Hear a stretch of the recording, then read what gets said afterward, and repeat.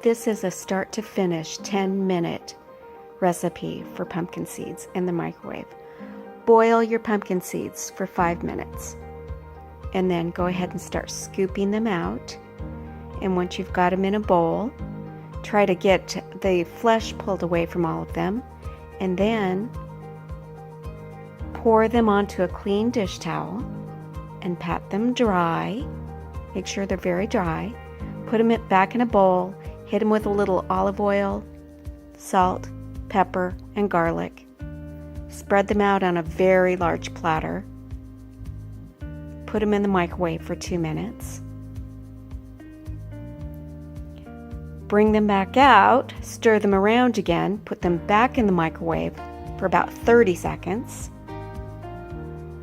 And then this last step, I coat them with a little bit of parmesan and put them back in the microwave for 30 more seconds. So that's my 10-minute recipe in the microwave. I hope you love them. They turned out great. Thanks for watching. Have a good day.